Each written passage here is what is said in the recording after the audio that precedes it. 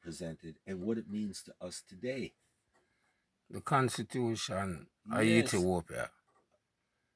exactly. Yeah, man. Right? And in it's chapter 8, article 124. The flag of the empire consists of three horizontal bands, the uppermost green, the middle yellow, and the nethermost red, in such detail as determined by law. So it tells you right there What what the the flags flag should should look be, like. right? In the Constitution. Yeah, it's written there. You see So people can't tell me, oh yeah, we're showing it red, gold, and green. No, that's not the flag color. It might sound good, but it's not it? the flag color. That's not the color of the Ethiopian Flag. flag. It's green at the top, gold in the middle, or yellow in the middle, and red at the bottom. And the Constitution says so. Yes. That's what the Constitution says.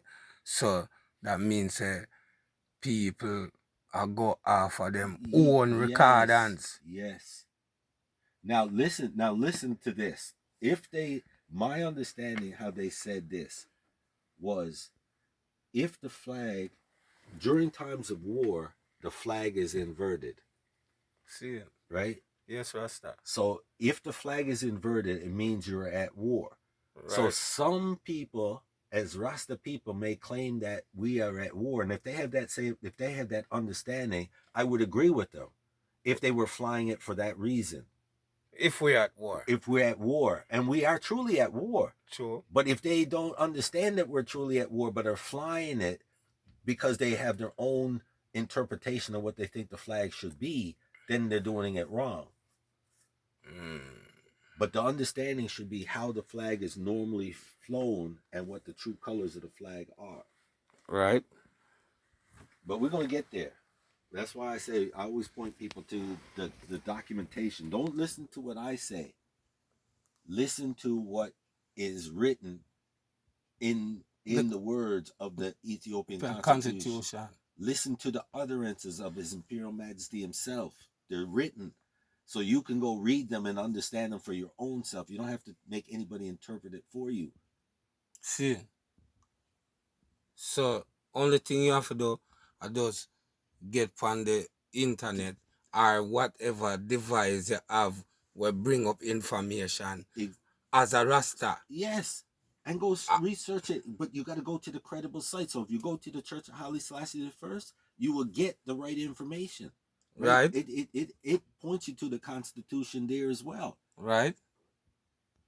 So it's showing you that is, if you're representing His Majesty and a adherent, I consider myself an adherent of His Imperial Majesty. I follow him directly. Straight. Right? So if it's something that he is promoting and asking, I take what he's promoting and asking and just say, look for yourself. Right. Don't take what I say as the word you're going to follow, but look for yourself, and then you'll see where you fit into the picture. Because in there, it tells people what needs to be done. In his writings, he tells people what needs to be done. And it is a work. I not just say, yeah, Rasta. Exactly. And you understand, because it works, His Majesty did have to do so that him could have lay out a constitution for the people. So if Ethiopia have a constitution, but yet still the people don't understand what them have. Exactly, they get taken for granted. Even Rasta people. Yes. Don't know the real meaning of the Constitution. Listen, I keep saying this, I'm going to say it to you again. If you look at the Constitution, it tells you in chapter 1, let me just give it to you.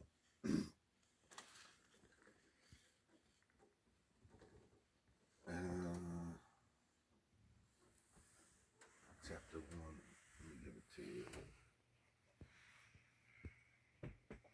See if I can find it now.